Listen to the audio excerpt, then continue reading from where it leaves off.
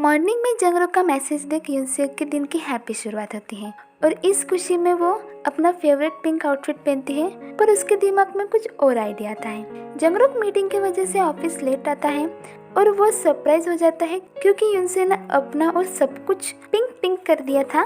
पर इतना ही नहीं, इवन उसने जंगरोक का भी डेस्क पिंक पिंक कर दिया था। पर ये उसे बिल्कुल पसंद नहीं आता और वो उसे हटाने के लिए कहता है। और जब वो जा रही थी तो वो उसे उसके पिंक हार्ट स्टिकी नोट्स भी देता है और उसे ले जाने के लिए कहता है। पर इनसे गुस्से में कहती है कि कम से कम इसे तो रख लो और मेरी एब्सेंस में कुछ बताना हो तो इस नोट का यूज करना। और जब जंगरोक को काम होता है और यूनसे एब्सेंट होती है तो वो उसी हार्ट नोट का यूज करता है। इससे यूनसे बहुत खुश होती है और वो भी हार्ट नोट से ही रिप्लाई करती है और उन दोनों के बीच क्यूट कन्वर्सेशन शुरू हो जाती है। दोनों के पास bunch of heart note treasure हो जाते हैं और यहाँ हम उन दोनों के बीच बढ़ती स्वीट बॉन्डिंग भी देख पाते हैं। हम मिस दान परेशान थी क्योंकि वो उस डिलीवरी बॉय को पसंद करती थी और ऑरेंज के पीसेस से वो जैसे रोज के पेटल से डिसाइड करते हैं लाइक ही लाइक्स मी और नॉट। तभी वहाँ यूनसे आती है और मिस दान यूनसे से पूछती है कि वो उसकी बात सुनेंगी और उसके एग्री होते ही वो सब कुछ बता देती है। वो इतना सारा कुछ बताती है, ऐसा ही लगता है कि उसके पास बोलने के लिए तो बहुत कुछ था पर कोई सुनने के लिए नहीं था। यूनसे को उसकी बातों से ऐसा लगता है कि वो पर्सन से बहुत लाइक करता है और जिसे सुनकर मिस दान भी खुश हो जाती है। यहाँ कोर्ट ट्रायल में चार्मिंग जंगरोक की तरफ यूनसे अट्रैक्ट हो जा रही थी और फिर वो लंच के लिए निकलते हैं। पर तभी उसे यूरिन दिखती है और अपना प्लान कैंसिल ना हो जाए इसलिए यूनसे उसका ध्यान डाइवर्ट करने के लिए वो देखो यूएफओ कहती है। पर हाय रे, यूनसे की किस्मत, यूरिन उन्हें देख लेती है और जंगरोक को पास्ता खिलाने के लिए ले जाती है और वो भी उसके बिना। और इससे यूनसे के गुस्से को तो कोई लिमिट नहीं थी।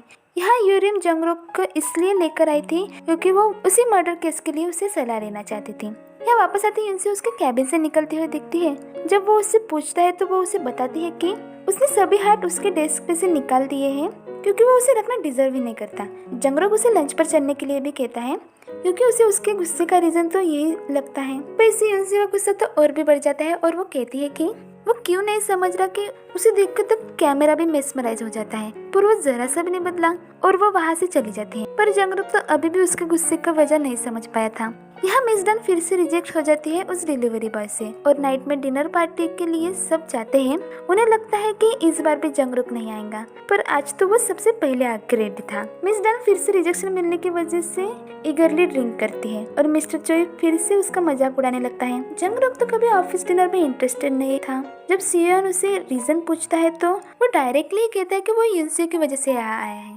उसका स्ट्रेट फॉरवर्ड आंसर सब कुछ शॉकिंग लगता है क्योंकि यूनसे आज अपसेट थी तो वो सबके सामने उसका रीजन पूछता है। यूनसे को तो समझ नहीं आता कि उसकी अकल का घास चरने गई है जो वो ये बात सबके सामने निकाल रहा है। पर वो किसी तरह सिचुएशन हैंडल कर लेती है। जंगरोक को तो यही लगता है कि सब कुछ ठीक हो गया पर अनजाने में उसने यूनसे का गुस्सा और भी बढ़ा दिया था और वो जंगरोक को कन्फर्म करती है कि उसने उन दोनों के बीच की बात सबके सामने क्यों निकाली। जंगरोक को लगता था कि मेजॉरिटी पीपल से ओपिनियन लेना अच्छा होगा। यूनसे शाउट करते हुए कहती है कि क्या ये उसकी कोर्ट ट्रायल है क्योंकि उसके एंग्री होने का रीजन तो पास्ता था और जंगरोक को लगता है कि पास्ता ना मिलने की वजह से वो उससे नाराज है और वो उसे नेक्स्ट टाइम पास्ता खाने के लिए चलने को कहता है। पर वो समझ ही नहीं पाता कि उसे पास्ता खाने से नहीं बल्कि खिलाने वाले से प्रॉब्लम है। पर अभी ये पास्ता पुरान खत्म नहीं हुआ था क्योंकि किम सी वॉन भी यूरिन के साथ पास्ता खाने की वजह से जेलस था क्योंकि अभी भी उसके दिल में यूरिन के लिए फीलिंग्स थी। और अब जाके जंगरोक को कुछ कुछ बात समझ में आती है। उसे लगता है कि कहीं यूनसे उससे लाइक तो नहीं करती या यूनसे अपने रात के बिहेवियर की वजह से एम्बेरस थी। उसे समझ नहीं आता कि अब वो जंगरोक को कैसे फेस करेंगी। पर वो जंगरोक को क्लियर करते हुए कहती है कि कल रात उसने जो कहा वो उसे एज एन फ्रेंड कहा और इस बारे में वो भूल जाए। सियोन उसे बहुत ही बड़ा केस हैंडल करता है। ये वही हस्बैंड मर्डर वाला केस था जिसे यूरिन डिफेंड कर रही है। जंगरोक ऑलरेडी बिजी होने की वजह से सियोन को मना कर देता है और वो सियोन को ये केस हैंडल करने के लिए कहता है क्योंकि वो इन दिनों कुछ खास बिजी नहीं है। पर जंगरोक इस ऑफर को डिनाई नहीं कर सकता था क्योंकि खुद वुमेन ऑर्गेनाइजेशन ने उसे चुना है इम यून ही यानी कि उस मर्डर के सस्पेक्ट को रिप्रेजेंट करने के लिए। जंगरोक यूनसे को केस रिसर्च का वर्क देता है। यूनसे ने भी इस इंसिडेंट के बारे में न्यूज़ देखी थी।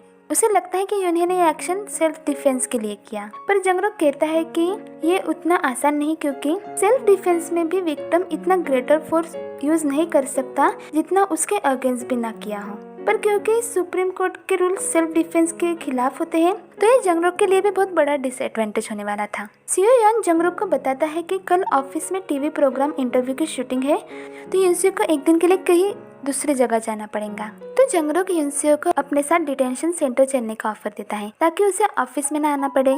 यूनसियो बहुत खुश थी क्योंकि वो दोनों ही ड्राइव पर जाने वाले थे, इसलिए वो सारी प्रिपरेशन करती है। इवन वो जंगरोक के लिए लंच भी बनाती है। आज जंगरोक अच्छे मूड में था और वो यूनसियो को कॉम्प्लीमेंट भी देता है। मीटिंग टाइम पोस्टपोन होने की वजह से और लंच टाइम भी होने का आया था। यूनसियो बताती है कि वो ऑलरेडी लंच प्रिपेयर करके लाई है ताकि रेस्टोरेंट ढूंढने में टाइम वेस्ट ना हो, और ये भी बताती है कि आउटसाइड लंच करना उसका ड्रीम था। उनके पास एक्स्ट्रा टाइम था तो वो आउटसाइड लंच करते हैं, पर यूनसियो उसे अंदर चलने के लिए कहती है क्योंकि बाहर वेदर बहुत कोल्ड था। पर जंगरोक कहता है कि वो यही रुकेगा क्योंकि आउटसाइड लंच करना उसका सपना था। अपने लिए जंगरोक का कंसिडरेशन देख यूनसियो को अच्छा तो लगता है, पर वो फिर भी उसे अंदर चलने के लिए कहती है क्योंकि उसे सर्दी ना लग जाए। जाते वक्त यूनसियो को बहुत ठंड लग रही थी तो जंगरोक उसे कहता है कि जब हमें ठंड लग रही हो तो अपने हाथ कोट के पॉकेट में डाल देने चाहिए। तो यूनसियो जंगरोक के कोट के पॉकेट में हाथ डाल देती है, पर जंगरोक तो उसके कोट के पॉकेट की बात कर रहा था। यहाँ लंच ब्रेक में किम सिवॉन अपने न्यू कलीग ली जन यंग के साथ लंच कर रहा था, जो कि बहुत रिच फैमिली से बिलोंग करती थी और वो उसमें इंटरेस्टेड भी थी, पर सिवॉन नहीं। यहाँ यूरिम हार्ड टाइम से गुजर रही थी क्योंकि उसका कलीग लॉयर हर एक मुमकिन कोशिश कर रहा था कि वो इस मर्डर केस से गिव अप कर दे। इवन वो इन सब में किम सिवॉन और ली जू यंग को भी लाता है क्योंकि वो दोनों ही रिच फैमिली से थे। इवन वो ये भी जानता है कि सिवॉन इतने सालों के लिए कंट्री साइड चला गया क्योंकि वो उसके फादर को फ्रॉड केस से बचा नहीं पाया, और उसे नीचे दिखाते हुए कहता है कि वो कुछ भी करे पर रहेंगी तो वो एक ऑर्डिनरी प्रोसिक्यूटर। या डिटेंशन सेंटर में जंगरोक यूनसियो को कार में ही रुकने के लिए कहता है, पर यूनसियो मना कर देती है। पर जंगरोक उसके लिए वरिड था तो वो उसे कहता है कि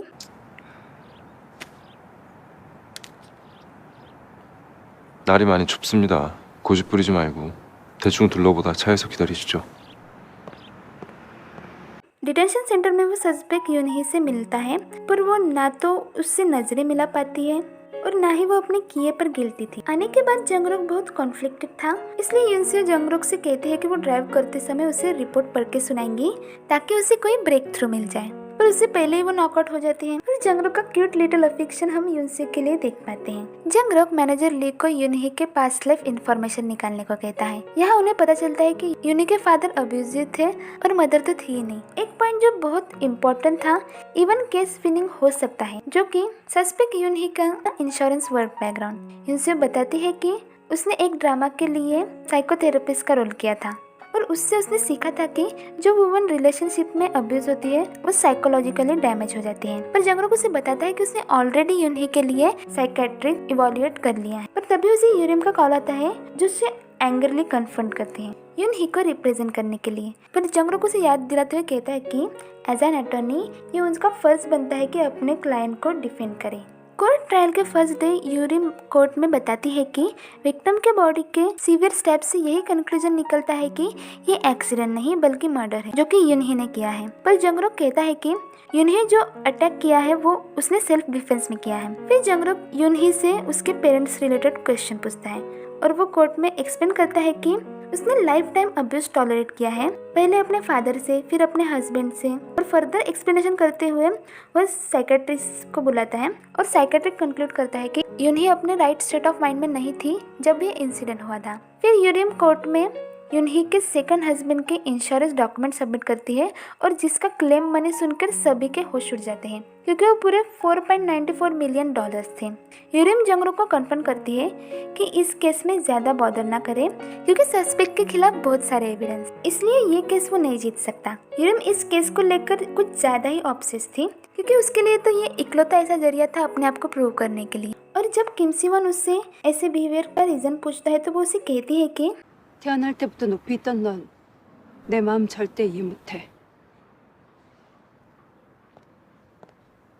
युनसे अकेले ही लव फिल्म में वापस आ जाती है और युनसे अपसेट लग रही थी। जब सेक्रेटरी यांग पूछती है तो युनसे पूरी बात बताती है कि डिफेंडेंट साइड के अगेंस्ट स्ट्रॉन्ग एविडेंस होने की वजह से सबको यही डर सताता है कि अगर अटॉर्नी क्वान ये केस हार गए तो इसका उनके करियर पे बहुत बैड इम्पैक्ट पड़ेगा। ये जंगरुक भी सुन लेता है और कुछ कहे बिना ही वहाँ से चला जाता है। युनसे उसके लिए वरीड फील करती है और वो जंगरुक के पास जाती है और उसे चेयरअप करते हुए कहती है कि दूसरों की बातों पे ध्यान ना दे। और वो बताती है कि उसके लाइफ में एक वक्त ऐसा भी आया था कि उसके साथ कोई भी नहीं था, पर युनसे कहती है कि कोई रहे या ना रहे वो उसके साथ रहेंगी क्योंकि उसे विश्वास है कि वो ये केस जरूर जीतेगा। फिर वो दोनों डिनर करने जाते हैं और जाते वक्त जंगरुक बताता है कि वो लॉयर इसलिए बना ताकि वो बेगुनाह लोगों को बचा सके, क्योंकि युनसे के चेयरअप की वजह से वो हॉनेस्ट हो सका। इसलिए वो युनसे से थैंकफुल भी था और उसे कहता है कि फिर कभी उसे लगे कि दुनिया में वो अकेली है और उसके साथ कोई नहीं, तब भी वो उसके साथ। यहाँ जंगरुक की युनसे के लिए बढ़ती फीलिंग हम साफ देख पाते हैं और यहाँ युनसे को भी कुछ ऐसा ही हाल था। युनसे उसे कहती है कि वो कुछ बताना चाहती है पर इसके लिए उसे ये सही समय नहीं लगता, पर जंगरुक उसे डायरेक्टली पूछता है कि 혹시 좋아하십니까?